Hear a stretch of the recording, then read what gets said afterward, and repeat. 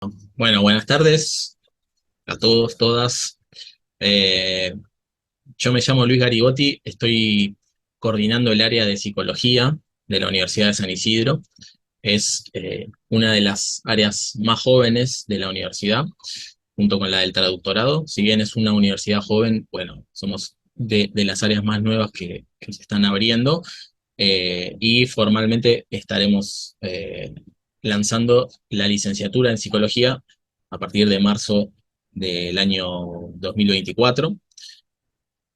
En esta presentación abierta que estamos haciendo de la carrera de psicología, estamos invitando a referentes del campo disciplinar de la psicología, especializadas en distintas áreas de inserción profesional de la psicología. En el día de hoy contamos con la presencia de la doctora Wanda Rubinstein. Bueno, Wanda es psicóloga, es doctora en psicología, especialista en psicoterapia individual y familiar, es investigadora adjunta del CONICET en el Laboratorio de Deterioro Cognitivo en el Hospital Eva Perón de San Martín. Es directora del Centro de Investigaciones en Neurociencias y en Neuropsicología de la Universidad de Palermo. Asimismo, es docente de la Universidad de Buenos Aires y de la UCES. Es investigadora de Residencia Manantial y es vicepresidenta de la Sociedad Neuropsicológica Argentina, y hoy nos viene a compartir sus, sus experiencias y su recorrido en un campo como es el de las neurociencias, tan amplio, tan fascinante, eh, tan novedoso, a veces poco difundido en general, pero puramente enriquecedor. Así que, Wanda, te agradecemos, te damos la bienvenida. Bueno, gracias por la invitación. Buenas tardes a todas y todos. Voy a compartir la presentación y ahí hago una presentación un poco de quién soy, con lo que contaste, pero con un recorrido de lo que les quiero contar, por lo cual el motivo de esta charla. Antes de presentarme a mí, contar, digamos, un poquito en detalle, digamos, por qué elegí, de qué voy a hablar, quiero presentar también a Eugenio. Eugenio está trabajando conmigo en investigación. Él se va a presentar mejor que yo, pero parte de que estemos en esta universidad tiene que ver con una investigación que estamos haciendo entre religión y neurociencias, así nos conocimos hace muchos años. Y bueno, esta investigación ya está dando sus frutos, así que bueno, quiero que también esté, digamos, presente y que se presente en esta presentación porque es parte del equipo con el cual venimos trabajando. Gracias, Wanda. Bueno, buenas tardes. Sí, mi nombre es Eugenio Leonetti, soy sacerdote de la diócesis de San Isidro, justamente de donde pertenece la UCI. Conocí a Wanda hace como 6 o 7 años y comenzamos juntos un camino fascinante que es el de poder medir el impacto de la meditación tanto cristiana como terapéutica en distintas poblaciones. Comenzamos en realidad con una población sin ningún tipo de patología y nos fuimos metiendo de a poquito en lo que es la población de droga-dependencia. Hicimos un montón de trabajo juntos. Es un placer trabajar con Wanda y como recién dijo, gracias a Dios está dando frutos muy positivos, así que me imagino que será parte también lo que vamos a compartir, lo que va Wanda a compartir durante esta tarde. Genial, gracias. Eh, bueno, intento compartir y me dicen si se ve.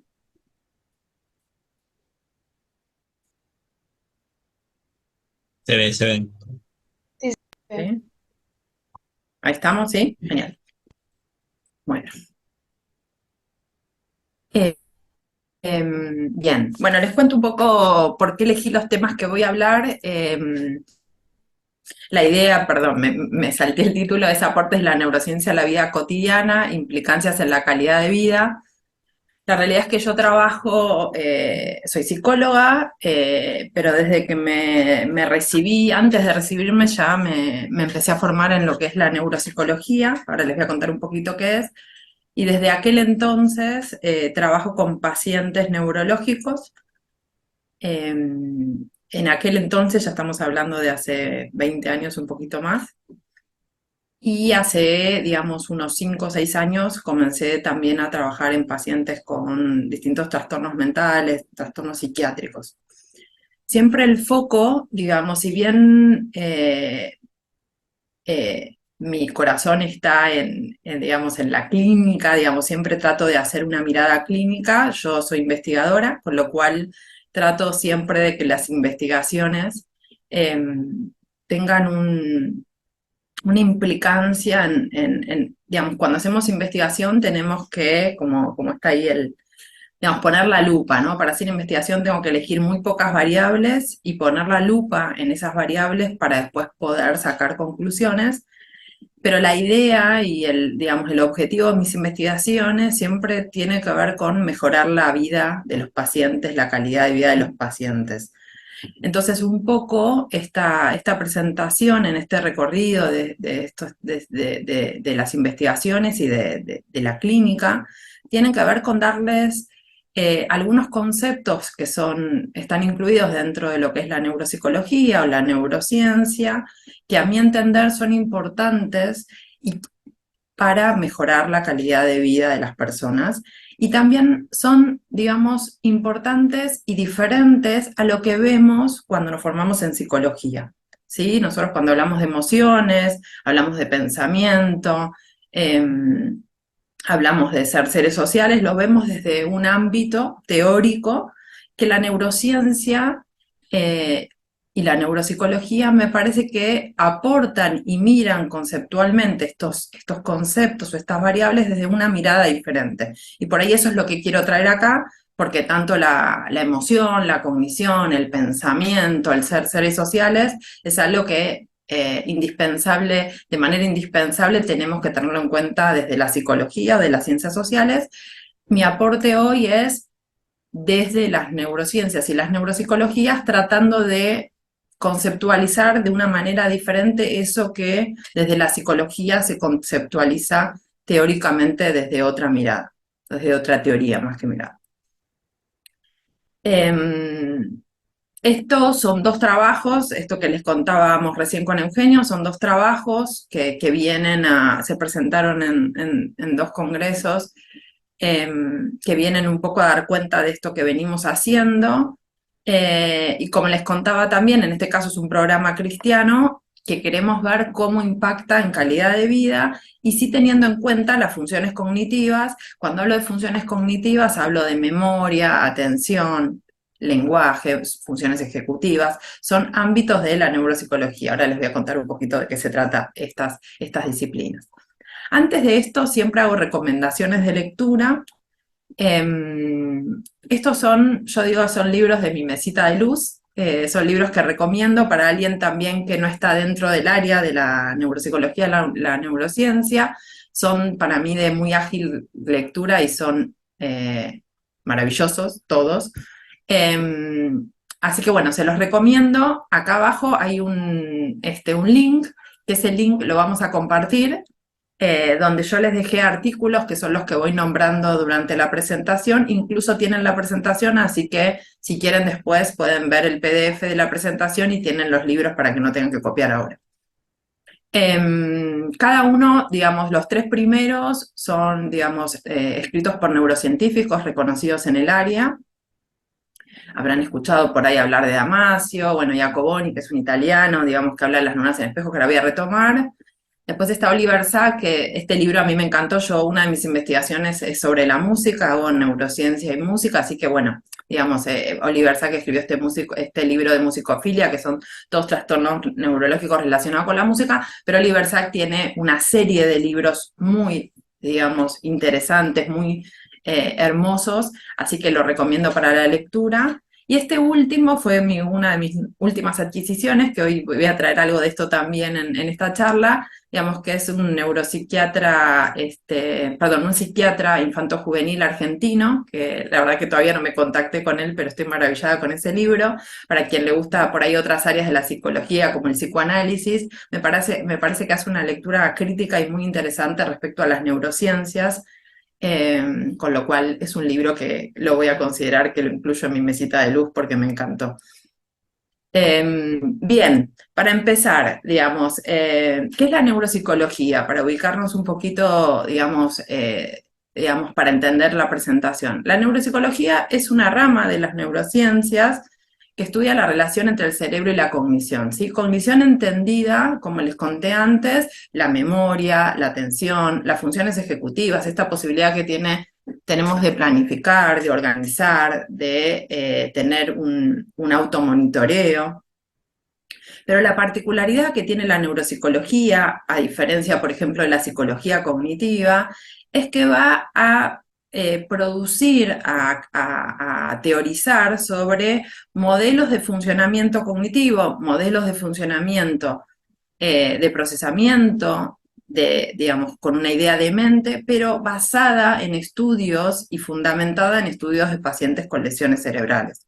Con lo cual, el estudio de la neuropsicología se inicia en el estudio de pacientes neurológicos, en pacientes que han tenido lesión cerebral.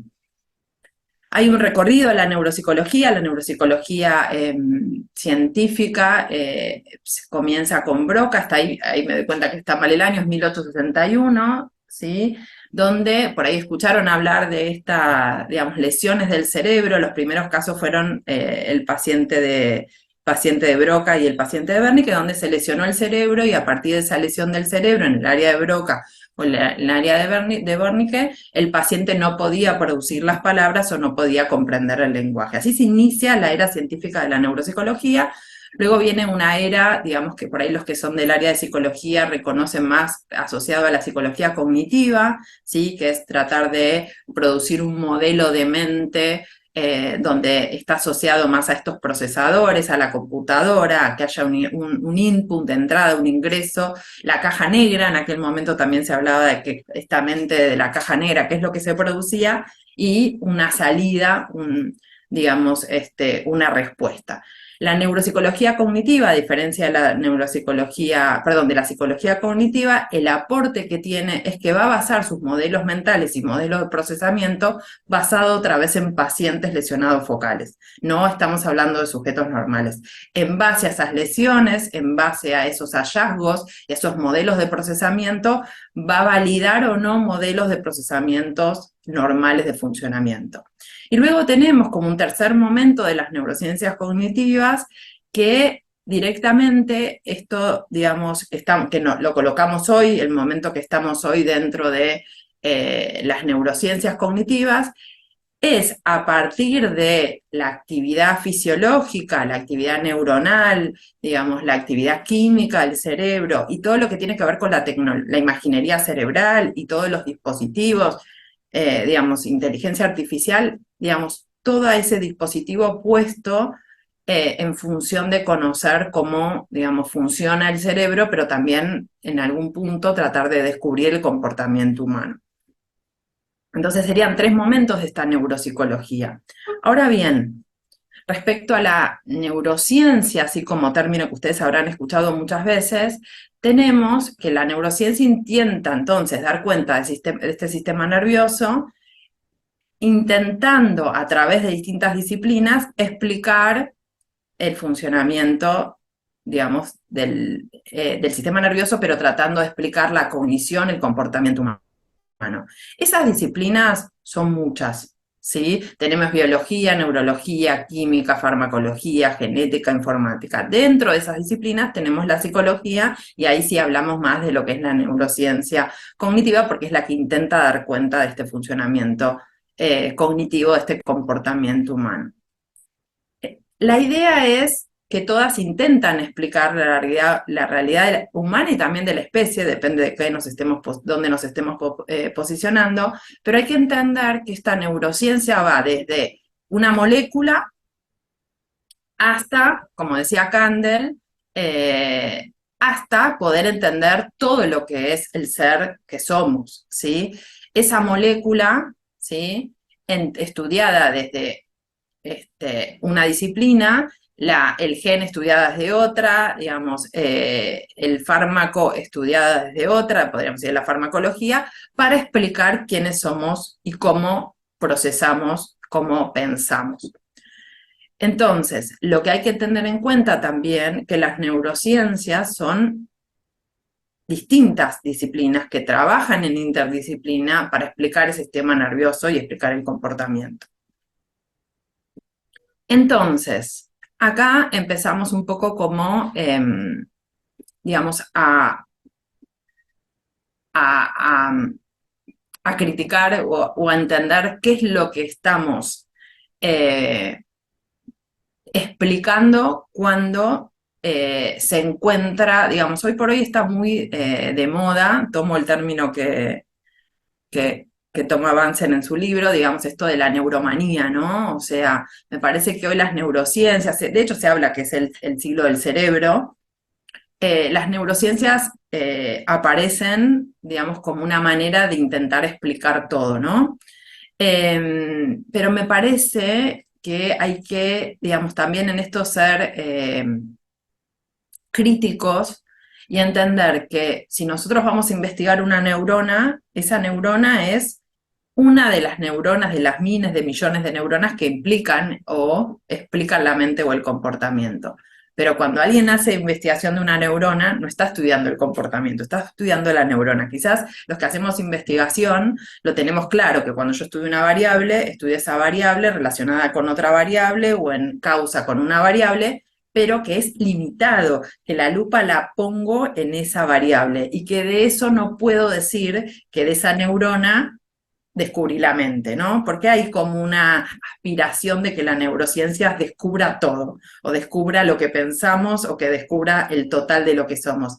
En eso creo que, digamos, un poco, a ver, creo que es como el mal del hoy en respecto a las neurociencias, y en eso vengo yo a decir, bueno, me parece que, digamos, hay que ir con cuidado cuando escuchamos los descubrimientos, en el sentido de saber que son limitados a esa variable que se estudió, ¿sí? Si no pareciera que hay una fantasía de que, no sé, como siempre digo, es yo voy a meter una persona en un resonador, una resonancia, hacerle una resonancia magnética, aunque sea funcional, y voy a saber todo lo que es y lo que piensa la persona. Creo que eso es una cuestión aspiracional que muchas veces queremos materializar, pero la subjetividad, el sufrimiento, de alguna manera, es mucho más complejo que una neurona, la sumatoria de neuronas o las redes de neuronas. Hoy hablamos de redes neuronales que explican el comportamiento humano. Hoy estamos hablando no tanto de módulos de información, como hablaba la neuropsicología cognitiva, sino la neurociencia nos permite saber que procesamos en red, bueno, una serie de red de conexiones que sabemos que recorren el cerebro para producir conducta, pero que eso no explica el total del comportamiento o de lo que somos. Creo que ahí, digamos, en eso me parece también importante, si bien hay mucho que se descubrió y mucho que nos va a aportar, tenemos que ser críticos. Por eso tomo a esto, a esta crítica, ¿no? Dice el libro de Vance, dice, niños o cerebros cuando la neurociencia descarrila, y yo me pregunto si es que descarrila o hay una aspiración mal interpretada de creer que la neurociencia explique todo. O sea, creo que ahí está el error, ¿no? No es que, digamos, la neurociencia quiere explicar todo, sino que cuando la interpretamos creemos digamos, que queremos explicar todo. Y esto digo a nivel de ser críticos, incluso hoy por hoy las neurociencias circulan por los ámbitos públicos, circulan por ámbitos, digamos, periodísticos, circulan, y muchas veces encontramos noticias de que a través de las neurociencias, no sé, se descubrió la pólvora, y me parece que desde ahí tenemos que ser críticos y saber que es limitado lo que podemos pedirle a la neurociencia. A pesar de que, digamos, hay mucho que está descubriendo en pos de mejorar la calidad de vida de todos. Entonces, esta ilusión de transparencia, que es uno de los primeros capítulos de este libro, me parece que habla de eso, ¿no? Como si la transparencia en el sentido de que estudio una persona, que la meto en un resonador y que voy a saber todo lo que es. Y los que trabajamos con seres humanos en psicología o en otras disciplinas, incluso en las áreas sociales, sabemos que esa subjetividad va mucho más allá que lo que puede contarnos un resonador. Bien, entonces, respecto a esta primera parte, hay que entender que el desafío de la neurociencia digamos, de alguna manera tenemos que integrar el conocimiento, pero el desafío es poder hacer una aproximación más holística, combinado con esto reduccionista que tiene sí o sí la investigación, porque, digamos, la neurociencia está dentro de las, digamos, es una ciencia, una serie de disciplinas que se basan en el método científico y por eso tienen que ser reduccionistas en sí mismas para poder investigar, pero poder hacer esa integración compleja, entendiendo también las limitaciones y la dificultad o la complejidad de lo que son los procesos mentales.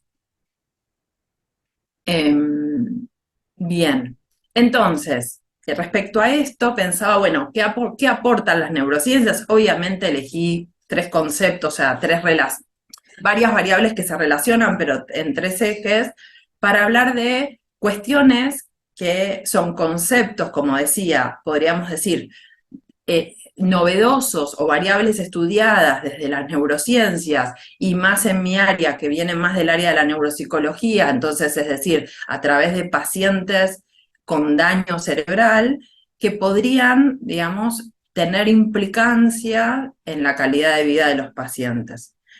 Podrían tener, digamos, podríamos hablar de un cerebro más saludable, podríamos hablar de aportes respecto a el desarrollo del cerebro desde que nacemos hasta que morimos.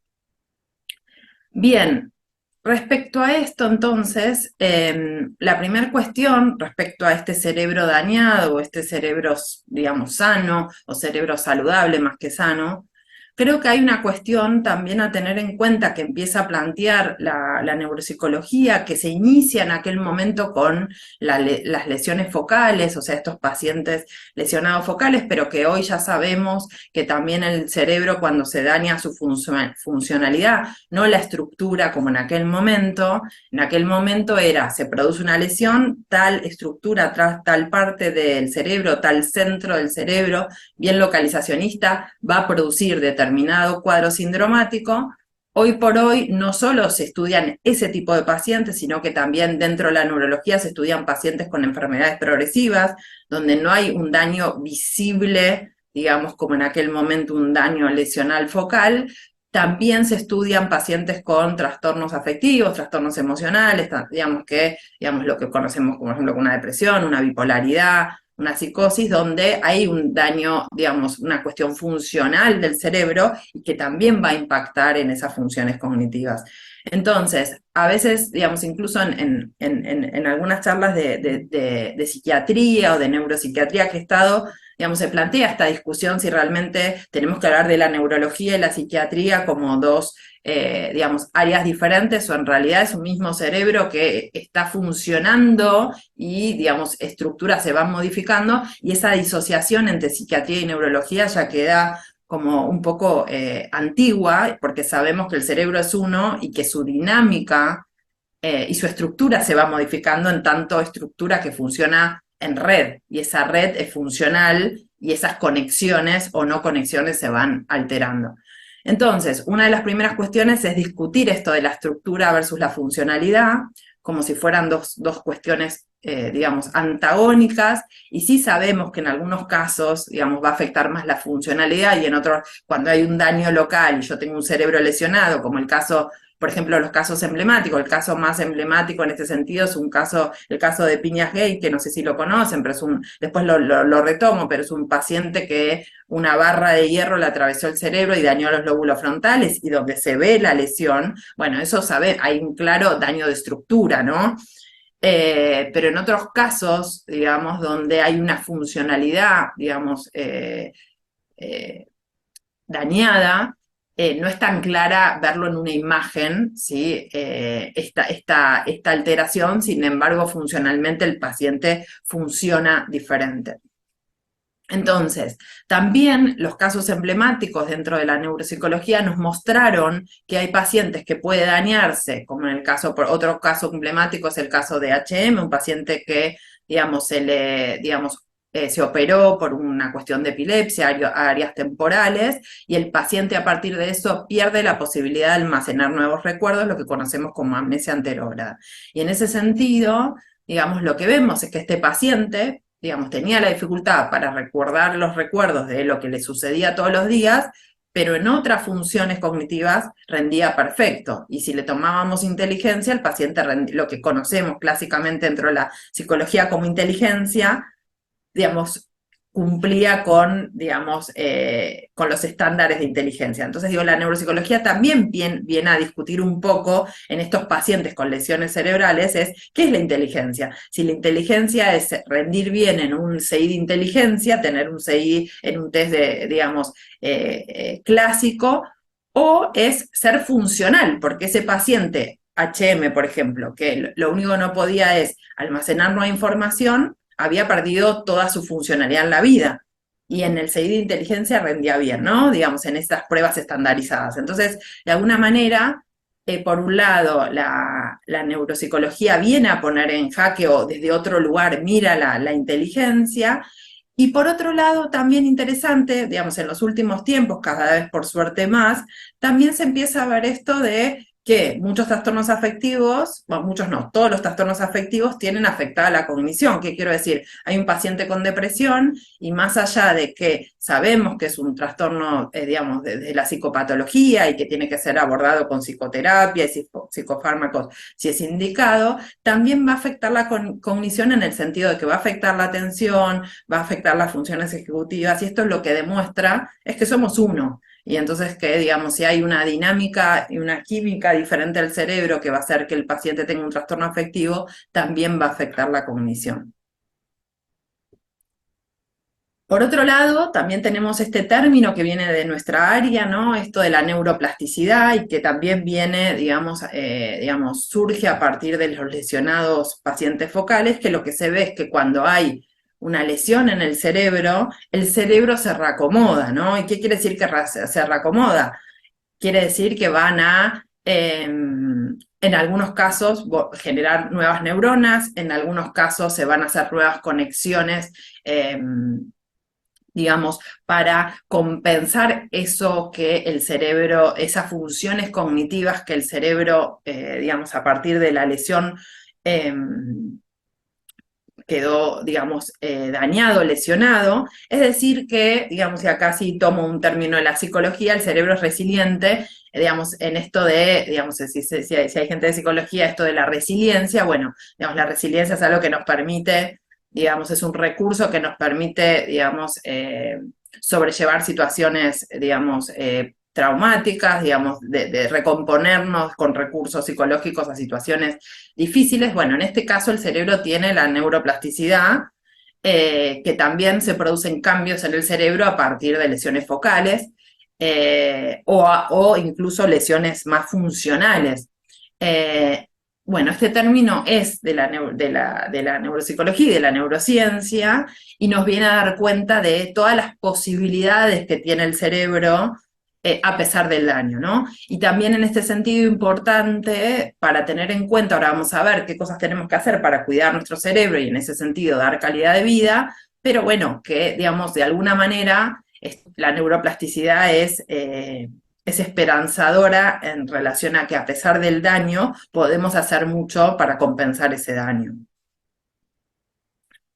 Por ejemplo, en el caso de los adultos mayores, digamos, en estos cerebros senescentes, los adultos mayores, digamos, cuando el cerebro envejece y, digamos, se va modificando, así como la piel se arruga, así como nos salen las canas, el cerebro se va modificando. En esa modificación no hablamos de patología, es un cambio normal esperado del cerebro para determinada edad. Lo que sí se ve, que los adultos mayores, cuando yo le doy una tarea, van a activar más áreas, ¿sí? Distintas áreas sumadas a las que los adultos, los cerebros jóvenes, digamos, realizan para esa tarea, pero lo importante acá, en un cerebro sano, incluso en un cerebro, digamos, que está envejeciendo, es que va a lograr el objetivo, ¿no? Logra esa funcionalidad. Entonces, vemos que aún en un cerebro que tiene cambios, puede reorganizarse funcionalmente a esos cambios y tener mecanismos compensatorios. Esto va a requerir mayor esfuerzo, pero se logra el objetivo. ¿sí? Y esto de los cambios también me parece importante. Bueno, yo trabajo, no lo dije, en el Hospital Eva Perón trabajo con pacientes con demencia, particularmente la más conocida es la demencia tipo Alzheimer, pero otro tipo de demencia. Bueno, todo esto de, digamos, esta creencia o este mito o este prejuicio de que los adultos mayores tienen problemas cognitivos, hay que entender que el cerebro cuando va creciendo se va modificando y eso no es patología, esos son cambios, insisto, como la piel se arruga, el cerebro se va modificando. Cuando se va modificando en adultos mayores necesitan más áreas para lograr el objetivo, pero lo logra. Cuando por algún motivo, y ahí sí tenemos enfermedades degenerativas, no logra eso, estamos hablando de patología. Pero no todos los adultos mayores van a tener, digamos, deterioro cognitivo. Y esto también me parece que está bueno decirlo.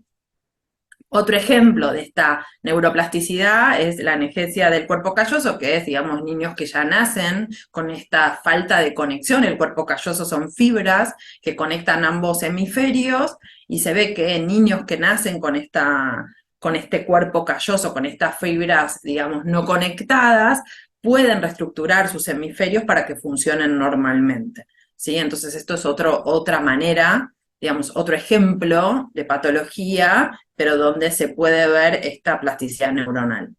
Otro ejemplo, por ejemplo, son los músicos, los cerebros de músicos, donde los músicos, gente que ha sido entrenada desde muy pequeña en el desarrollo, el entrenamiento musical, son diferentes a los sujetos, perdón, a los cerebros de los no músicos. Tienen áreas diferentes, áreas de desarrollo diferentes, áreas temporales, bueno, corteza primaria, cuerpo calloso, tienen más implicación del hemisferio izquierdo. El hemisferio izquierdo es más analítico, como nosotros en general, la mayoría de las personas, el hemisferio izquierdo, por ejemplo, es dominante el lenguaje. Nosotros la música, las personas que no somos músicas, procesamos más en áreas derechas. Bueno, los músicos tienen una predominancia en el hemisferio izquierdo. Cuestiones, digamos así, anecdóticas, pero digamos de investigaciones, se encontraron, por ejemplo, que pacientes con daño cerebral, por ejemplo, accidente cerebrovascular, cuando, digamos, escucharon durante 6 meses música diaria, tuvieron, por ejemplo, cambios neuronales. Esto también lo que empezamos a ver y lo que la neurociencia nos empieza a decir es que con entrenamientos de distintos tipos, ahora les voy a contar algunos más, podemos modificar el cerebro, es decir, podemos generar más conexiones, podemos incluso no solo generar más funcionalidad, sino más estructura cerebral. Entonces, acá tomo algunas cuestiones venidas de las enfermedades neurológicas, pero también de las nuevas investigaciones en desarrollar cerebros sanos, podríamos decir, y tomé 4 ideas importantes que me parecen relevantes a la hora de pensar en calidad de vida. Una tiene que ver con el ejercicio versus actividad física, que también hago la distinción. Actividad física es lo que hacemos diariamente, de movernos, de caminar para ir a caminar al colectivo, caminar cuando estamos en casa para hacer las actividades dentro de la casa. Y ejercicio físico es algo más, digamos, protocolizado, donde yo me pongo un objetivo, donde me propongo hacer 3 veces por semana, determinado tiempo, y lo que implica un desafío. Acá les dejo este texto, yo lo recomiendo, el de Erickson es un paper bastante ya, digamos, tiene más de 10 años, pero es una investigación que se hizo incluso con adultos mayores, muy bien, digamos, armada científicamente, se los dejé en el Drive para que lo lean, pero digamos donde lo que se demuestra, se hizo todo un experimento con adultos incluso mayores, o sea, estamos hablando de gente mayor de 60 años, donde se les daba un desafío de ejercicio físico, es decir, que, digamos, había algo protocolar donde, digamos, la persona tenía que ir aumentando la cantidad de actividad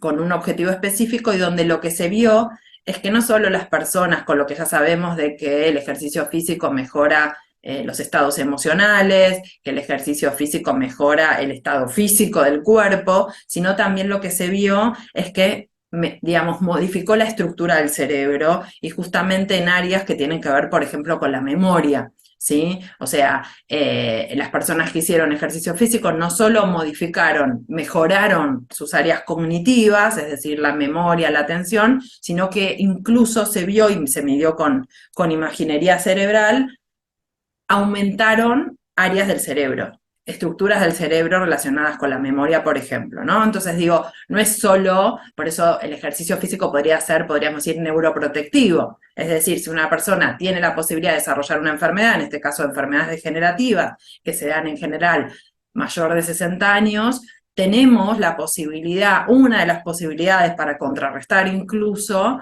es hacer ejercicio físico como desafío, no como actividad física de movimiento, sino con rigurosidad, y lograremos entonces modificar estructuras que nos están protegiendo para el día de mañana, si vamos a desarrollar esa enfermedad, tener, digamos, más protección. Otra área interesante también es lo que es el desafío cognitivo, ¿sí? Antes hablé de neuroplasticidad, pero es decir, el cerebro es bastante vago, en el sentido de que si tiene la posibilidad de hacer las mismas conexiones todo el tiempo para lograr los mismos objetivos, lo va a hacer. Entonces nosotros tenemos que generarle desafíos. Desafíos cognitivos puede ser estudiar, puede hacer un sudoku, puede ser estudiar una segunda lengua, ¿sí? Entonces, es generar desafío cognitivo, actividad mental diferente para generar nuevas conexiones. Esas nuevas conexiones nos van a dar claramente una nueva red, digamos, o mayor red de conexión que también el día de mañana, si vamos a tener una enfermedad degenerativa, nos va a proteger. Y en este caso, también otro término que viene de nuestra área es la reserva cognitiva, que se vio en pacientes con enfermedades degenerativas. La reserva cognitiva se vio que pacientes con la misma escolaridad, es decir, que habían cursado la misma pacientes con primaria o pacientes con secundaria, ¿sí? Con misma escolaridad formal, tenían un desarrollo diferente de la enfermedad. Lo que se vio, que digamos que lo que explica eso es que tenían una reserva cognitiva diferente, que quiere decir que esa persona, por más que hayan hecho las dos primarias completas o secundarias completas, además esa persona había hecho, por ejemplo, música. Se había entrenado en música, o había hecho ejercicio físico, o era más creativa. Entonces todo eso genera más conexiones neuronales. Entonces nos genera una reserva cognitiva diferente, o tenía más actividades de ocio, tanto que, digamos, priorizamos el tema del ocio, de la recreación. Entonces esa persona, esas actividades le va a generar más conexiones neuronales, que a la hora de tener una enfermedad le va a generar más reserva cognitiva. Entonces todo esto tiene que ver con cuidados de nuestro cerebro para tener mejor calidad de vida y protegernos de enfermedades, por lo menos de enfermedades degenerativas como la demencia. Otras cuestiones que aportan las neurociencias, que lo vimos muy en pandemia, lamentablemente, con todo este aislamiento social, es el efecto protector que tiene el estar con otros. Ahora vamos a ver, digamos, más en detalle, pero estar con otros implica no solo la cuestión emocional que nos genera el bienestar, sino que el estar con otro implica que mi cerebro se active constantemente, y eso también genera una estimulación del cerebro, más allá de los beneficios que por ahí ya conocemos de lo que implica todas las químicas del cerebro que se genera cuando estamos con otro en relaciones funcionales. Y por último, digamos así, para nombrar nada más, no me voy a, digamos, a detener en esto, pero también cada vez más se sabe, y si bien sabemos a nivel salud la importancia de la alimentación, la importancia del sueño, cada vez más hay estudios científicos desde el área de las neurociencias que explican por qué la alimentación, en el caso, por ejemplo, de la demencia tipo Alzheimer, digamos, tiene que ver con, se recomienda lo que es la dieta mediterránea, ¿sí? Las dietas de las frutas, las verduras, el pescado, y que está relacionado con prevenir enfermedades degenerativas. Y también, y tanto vimos en pandemia, y cada vez más por suerte se está escuchando esto, la importancia del sueño, ¿sí? Del buen dormir o la higiene del sueño para el cerebro, ¿sí? Que por ahí está bien implicado muy en relación con el tema de las redes sociales, de las pantallas, digamos, de la luz azul, lo que produce al cerebro a la hora de dormir, o el del no dormir, o el insomnio. Bueno, cada vez más se le está dando importancia a estas cuestiones, que sí también son aportes de las neurociencias a la calidad de vida, a la calidad de salud del cerebro. Bien, entonces, por un lado, hablé de salud del cerebro y digamos, en base al año del cerebro, digamos, al estudio en pacientes. Otro término que quiero traer acá en relación a la emoción y la cognición y que aporta para mí la neurociencia y hacia calidad de vida, es entender un poco cómo funcionan nuestras emociones, ¿sí? Digamos, respecto al dualismo cartesiano, Descartes planteaba, y ahí les recomiendo el libro de Damasio, que, digamos, el alma estaba por un lado y el cuerpo por el otro, la mente por un lado, el cerebro por el otro, ¿sí? La neurona, podríamos decir, por un lado y la emoción por el otro, así como este dualismo, ¿no? Y que, digamos, entonces hablamos de áreas corporales o áreas sensoriales, digamos, en un extremo y, digamos, áreas sentimentales o la subjetividad por el otro, como esta disociación, este dualismo, ¿no? Entonces, para tomar buenas decisiones, ¿sí? Siempre se decía que tenemos que pensar con la razón, es decir, bueno, si vos querés tomar una buena decisión, querés hacer ese pensamiento lógico-deductivo, pensar en las consecuencias de lo que vamos a hacer, dejemos al corazón de lado, ¿no? Es como este dualismo. Lo que la neurociencia viene a decir es que no podemos disociar entre la emoción y la cognición. Cada vez más sabemos las relaciones. Esto que yo decía, el cerebro funciona en red. Bueno, lo vemos que está totalmente conectada la emoción con el pensamiento, la cognición, que tampoco somos seres aislados, sino que vivimos en un contexto, digamos, somos seres sociales, ¿no? Y en ese sentido, digamos, cada vez más es importante saber que, digamos, lo que va a activar la emoción está en relación con el pensamiento y con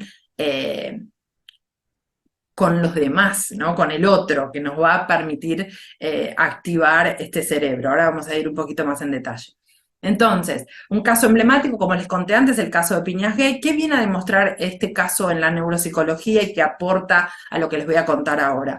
Tiene que ver con que este paciente en particular, a Piñas-Gay se le atravesó una barra de hierro o lóbulos frontales, y lo que se vio es la implicancia de la relación entre, podríamos decir, la cognición y la posibilidad de tomar decisiones y la relación con lo emocional, ¿sí? Este caso emblemático viene a decir, bueno, este paciente se lesiona áreas frontales, las áreas frontales son las que, al lóbulo frontal, esta parte central del cerebro, digamos, anterior del cerebro, se la llama como el director de orquesta de las otras funciones cognitivas, y se viene a dañar, y en ese daño se plantea que en este caso este paciente, a partir de ese daño, deja de ser él. Entonces acá se empieza a cuestionar un poco también hasta, diríamos, la cuestión de personalidad. Este paciente empieza a tener malas decisiones y eso lo lleva a perder el trabajo, a perder la familia. Era una persona muy ordenada, muy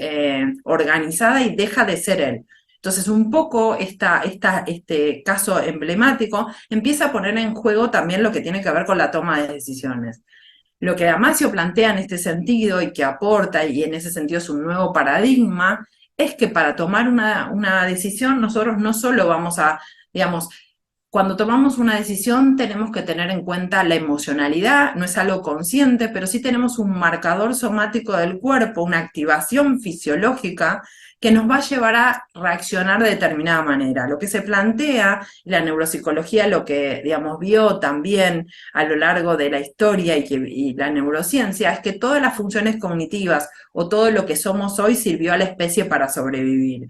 Entonces, si yo tengo que, ante una decisión, y estoy en peligro, ¿no? Digamos, acá, digamos, también estas áreas del cerebro más evolutivamente más primitivas, que son áreas basales del cerebro, la amígdala, el sistema límbico, ¿no? Que nos permiten defendernos ante una situación muy peligrosa, podríamos decir.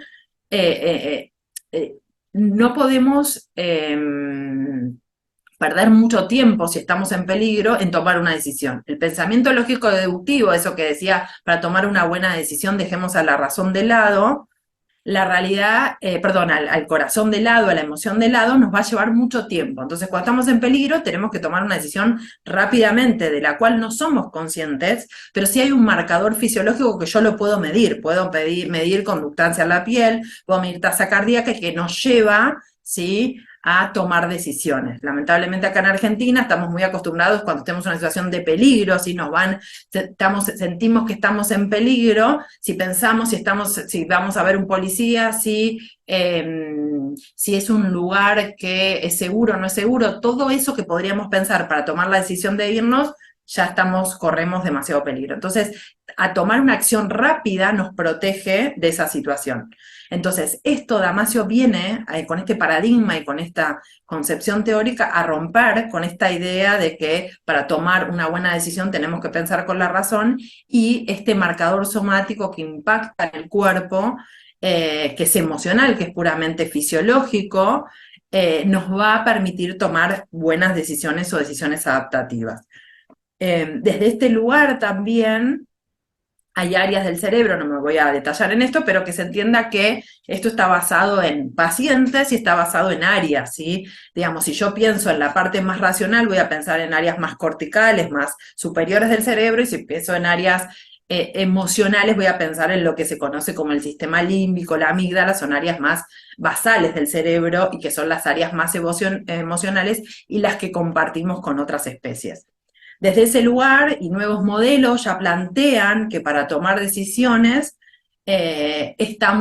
modelos, por ejemplo, de toma de decisiones y funciones ejecutivas desde el área de la neuropsicología, plantean que ya hay una conexión directa y para tomar buenas decisiones, incluso de las funciones ejecutivas, necesitamos de este marcador somático emocional. Incluso por ahí algunos ya escucharon hablar de esto, de áreas calientes del cerebro y áreas frías, entendiendo que las decisiones se toman con ambas.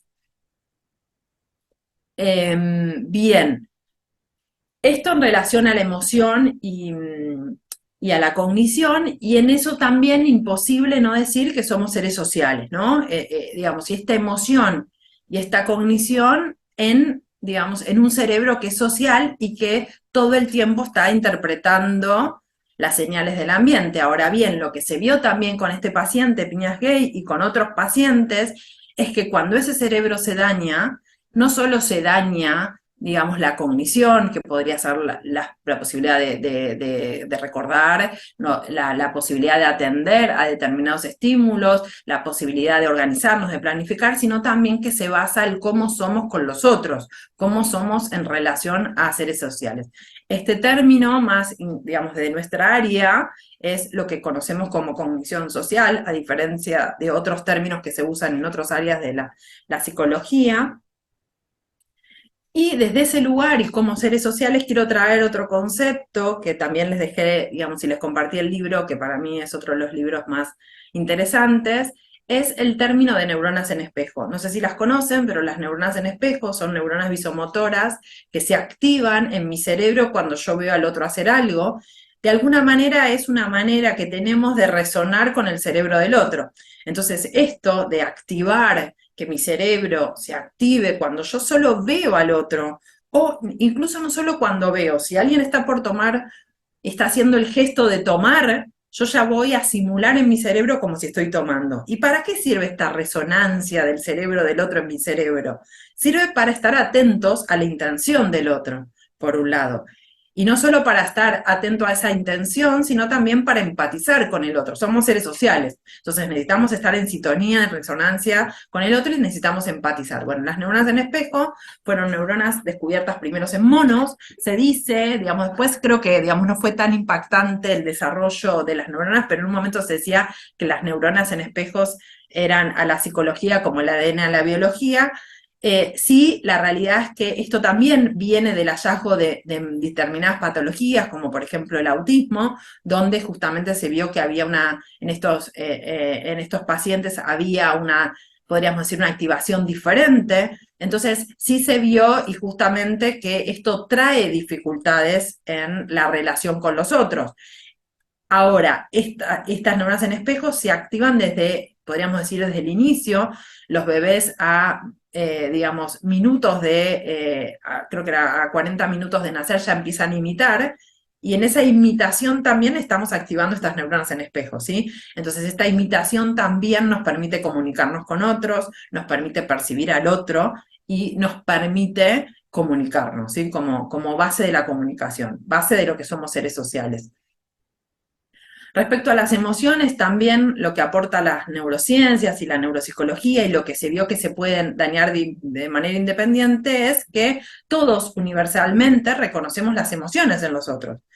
Necesitamos reconocer las emociones, que se llaman emociones primarias, que podemos hablar de, bueno, Ekman hablaba de 6 emociones primarias, que son el asco, la alegría, la tristeza, el miedo, el enojo, y donde justamente sería la base para reconocer los estados mentales de los otros, ¿sí? Si nosotros tenemos que resonar con los otros, tenemos que reconocer, y por ahí habrán escuchado en pacientes que tienen dificultades en reconocer, digamos, se inicia esta dificultad, por ejemplo, en la mirada, en cómo buscan esos patrones, digamos, visuales en otros y la dificultad de reconocer lo que emocionalmente le pasa al otro.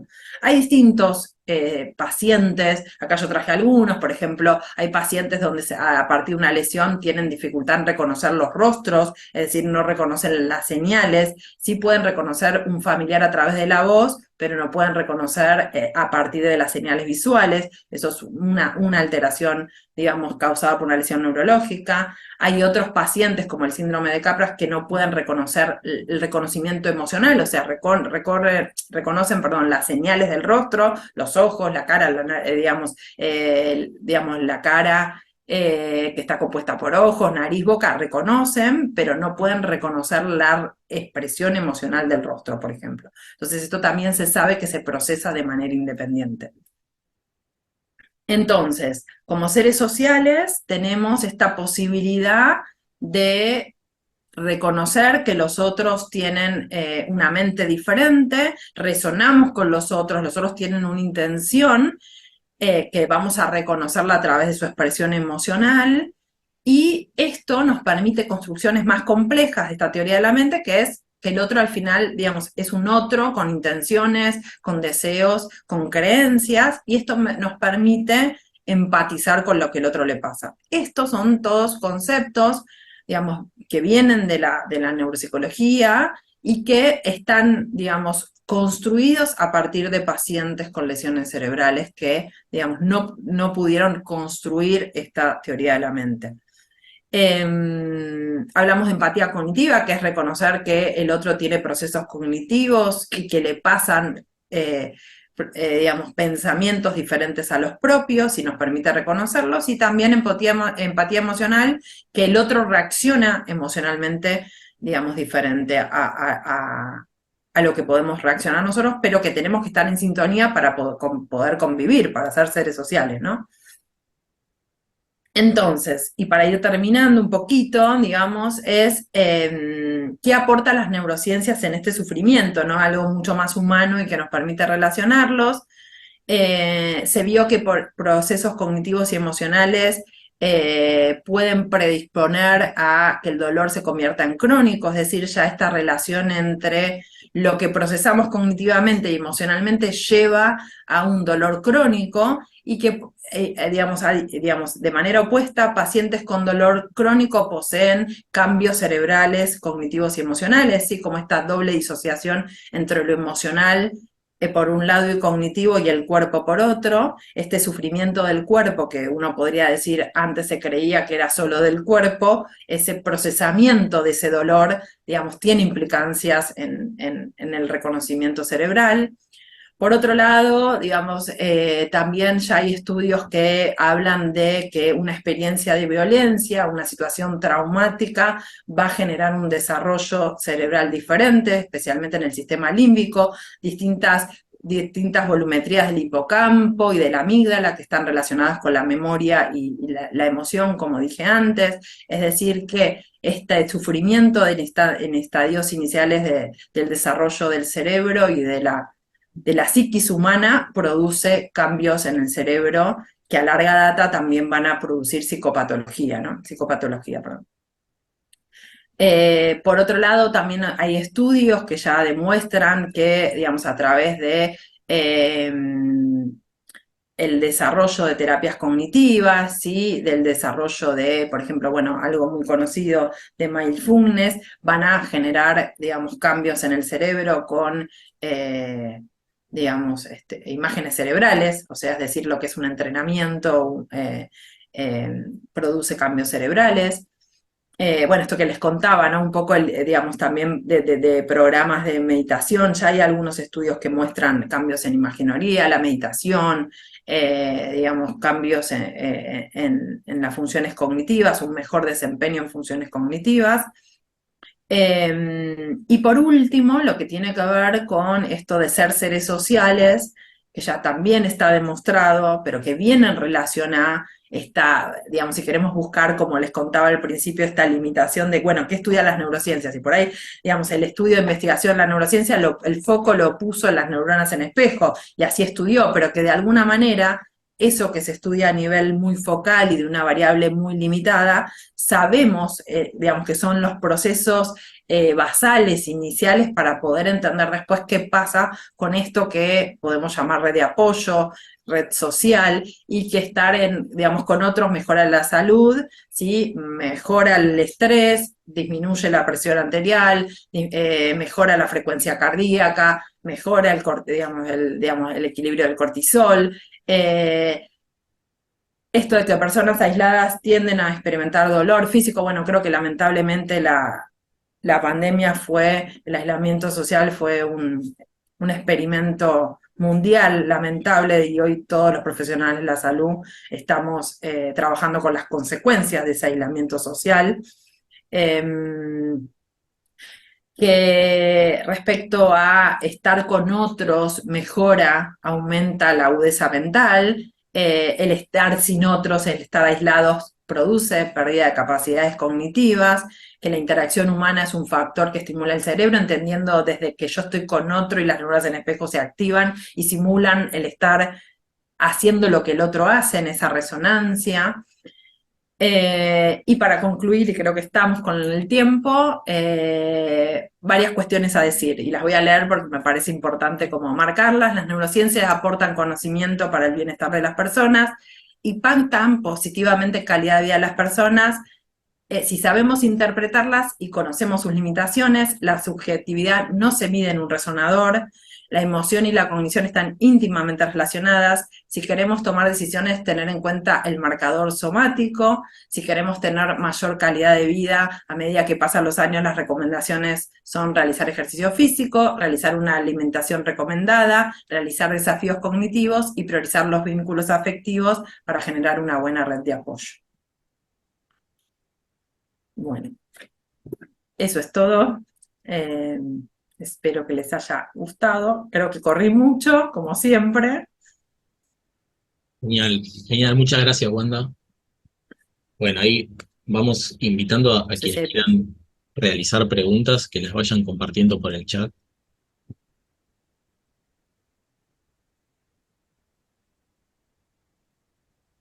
Voy a abrir el chat. Mientras, Wanda, te pregunto una, perdón. En relación a la pandemia, Dale. más allá del aislamiento, ¿hay estudios eh, que vinculen los hallazgos a través de la neuropsicología con la infección por COVID? ¿Ya? ¿Hay algo desarrollado? Sí. Sí, sí. Ahí hay mucho, digamos, hay distintas cuestiones respecto al COVID, porque tenés, digamos, lo que fue el long COVID, digamos. Yo creo que hay como tres grandes grupos. Uno que tiene que ver con las personas que, digamos, estuvieron internadas, digamos, entubadas, ¿no? Y como todo lo que es la niebla mental, ¿no? Digamos, que se generó, digamos, por la patología.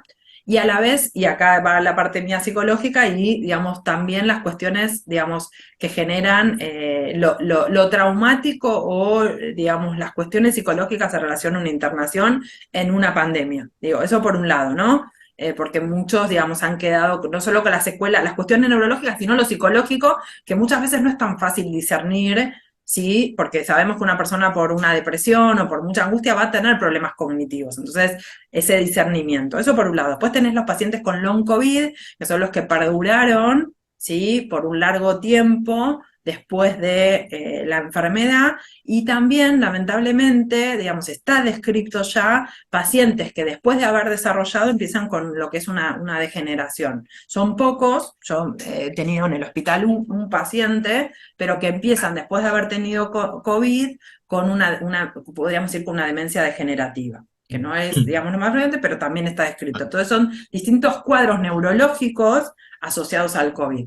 Y lo que dije antes respecto al aislamiento es, más allá de la enfermedad, digamos, todas las consecuencias que tuvo la pandemia. Me acuerdo que yo los primeros días, cuando se hablaba de las consecuencias psicológicas de la pandemia, no terminaba de entender, y creo que digamos, no lo dimensionamos nunca, pero, digamos, o sea, como lo que se venía, pero lamentablemente hoy salud mental y salud física, digamos, está colapsada por todo lo que fue la pandemia. Y en nuestro caso particular, que trabajamos con pacientes con demencia, con enfermedades degenerativas, lo que vimos es que en muchos cuadros fue muy difícil al principio hacer esta distinción de si habría una causa neurológica realmente, el inicio de una enfermedad neurológica, o mucho merma cognitiva por el aislamiento particular porque justamente los adultos mayores, que son los que se desarrollan estas enfermedades, fueron los que más aislamos por miedo al contagio. Entonces, bueno, son todas cuestiones diferentes en relación a la pandemia. Claro, claro. Y además se suma todo, ¿no? Porque eventualmente un sujeto que padeció el aislamiento después se puede haber contagiado y, o sea, toda esa sumatoria de... Totalmente. Bueno, ahí hay una pregunta de Estoy Juan bien. Cruz, No sé si había alguna pregunta. ¿sí? Está A ver. estudiando psico, en tercer año, quiere dedicarse a las neurociencias. Ujú. Eh, Pide ahí una sugerencia de cómo empezar ese recorrido. Bueno, está buena la pregunta. A ver, creo que hoy por hoy hay muchas más posibilidades digamos, de la difusión de las neurociencias en la comunidad, así que creo que es una muy buena opción en principio, y después, digamos, la realidad es que yo creo que para empezar a ejercer es puramente una formación de posgrado, o sea, digamos, estoy convencida que uno tiene que formarse de manera en posgrado largamente. En mi caso yo hice mi doctorado dedicado a esto, o sea, son 6 años más, eh, pero me parece que la formación de posgrado es indispensable. Y también, bueno, hoy por hoy está mucho más accesible también lo que es investigación en el área. Entonces, digamos, acercarte a algún equipo de investigación y empezar a ver cómo se hace, digamos, en la práctica las neurociencias, o si te interesa la parte clínica, acercarte a algún equipo que trabaje en digamos, en hospitales, o, digamos, desde esta orientación en el área. Cualquier cosa más en particular me escribís ahí, digamos, está mi mail, digamos, y más adelante cuando tengas que hacer formación. También en esto digamos, de ese término que me gusta, que lo tomo de este psiquiatra, digamos, esto de la neuromanía. Lamentablemente creo que hay demasiada información y, por un lado, demasiada información, y de verdad que también hay muchas personas, esto por ahí no cae bien, pero digamos que, digamos, se ponen a hablar del tema sin haberse formado en el área. Entonces, creo que hay que buscar como, digamos, para formarse, o incluso para las charlas, digamos, buscar que la persona haya tenido un recorrido importante en el área de las neurociencias. ¿Qué quiero decir esto? Digamos, si nosotros queremos escuchar una charla de neuroeducación, no vayamos a buscar gente de educación que hable de neuro, sino vayamos a buscar gente de neuro que hable de educación, ¿se entiende? Porque hay una especialización en el área que, digamos, no alcanza con hacer un curso de, no sé, digamos, de un año en neurociencias para poder hablar de neurociencias. Entonces creo que ahí hay que ser cuidadosos, porque cada vez hay más oferta, pero creo que la buena oferta es muy poca. Entonces en eso es mi recomendación también. Bueno, ahí tenemos otra pregunta de Laureano. Eh, bueno, ahí tiene que ver con un autor que mencionaste un poco, que es Baron Cohen, ¿no? Pregunta por Ujú. las diferencias Sí. del cerebro extremadamente masculino de Baron Cohen, tal vez. Sí, está buena la pregunta. Digamos, sí, digamos, a ver, digamos, hay una descripción de, digamos, hay una de las hipótesis que, digamos, digamos, de esto del cerebro masculino. La realidad es que todavía, digamos, a ver, hay hipótesis, digamos, en este sentido. Sí se sabe que es una enfermedad del neurodesarrollo, que, digamos, hay cuestiones genéticas, pero todavía no hay una única o una causa, como nos gusta a nosotros encontrar las causas de las enfermedades, así que son varias hipótesis. Mm. Sí, es así, digamos, o sea, y en esto de, porque tiene que ver con, digamos, bueno, digamos, dentro de las cuestiones de la comunicación, las cuestiones del lenguaje, las cuestiones de los intereses restringidos que se dan en esta patología, entonces están más asociadas con este cerebro masculino. Gracias, No sé Wanda. si había sí, es más Y, una afirmación que una pregunta, sí. claro, claro, no, tenía entendido que las mujeres con A ver, autismo se adaptan más. Ahí tenemos otra pregunta de Estefanía, ujú, pregunta por la a música. ver, a ver. Eh, eh,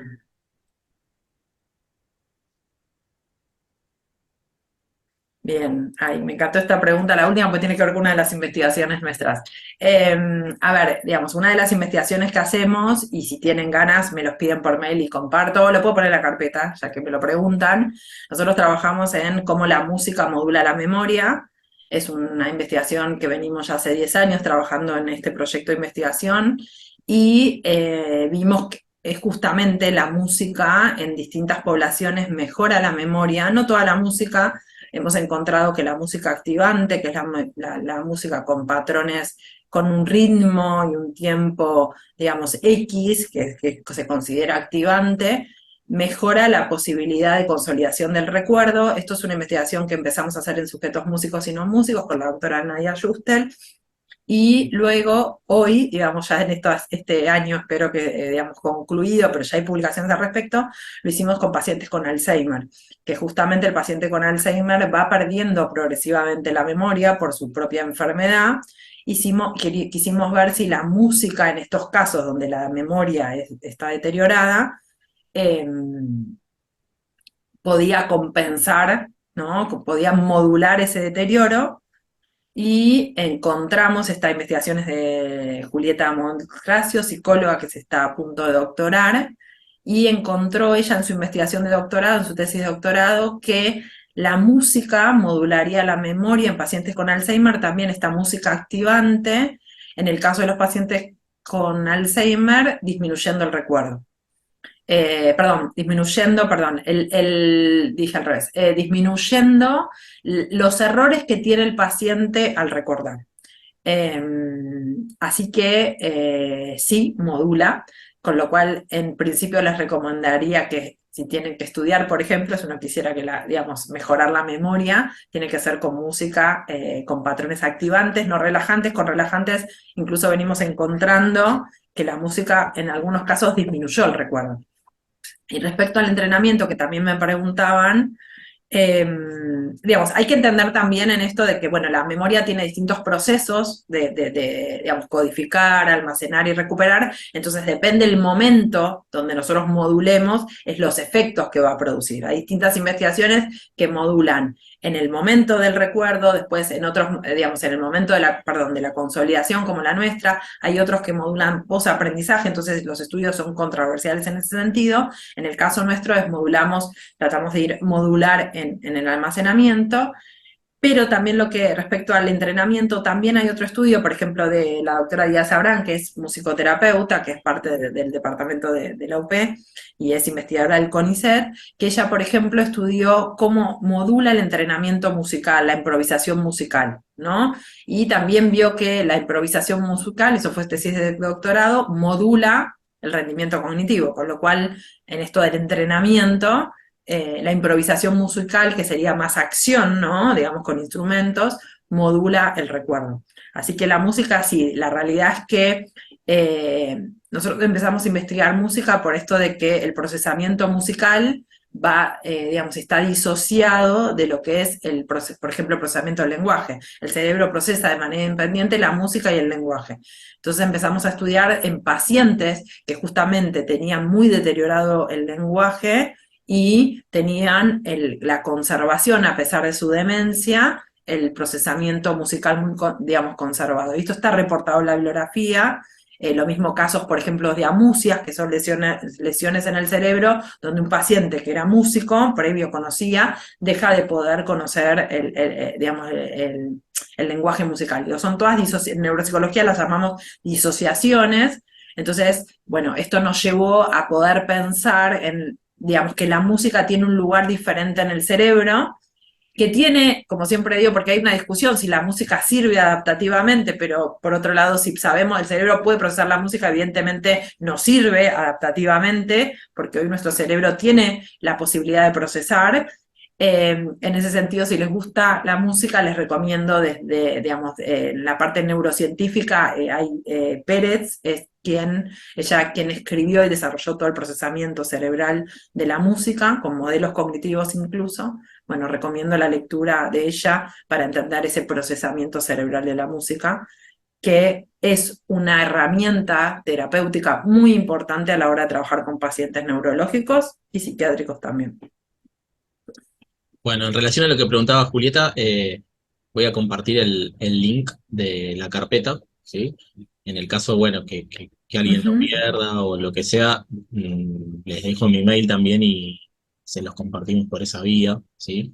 Pero vamos a compartirlo ahí. Estefanía preguntaba lo mismo también. Voy a compartirles la carpeta de música, los trabajos. Nada, siempre aparte es algo que gusta mucho. Y uy, esperen que tengo la compu que me. Voy a compartirles la carpeta para que tengan ahí, digamos, los trabajos científicos, si les quiere y le interesa. Ay, esperen porque se me va a cortar la compu. Sí, tranqui.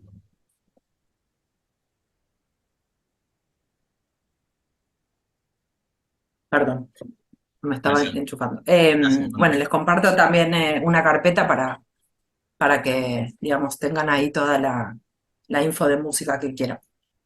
Wanda, una pregunta más artística en relación a la música activante, ¿algún artista que te guste?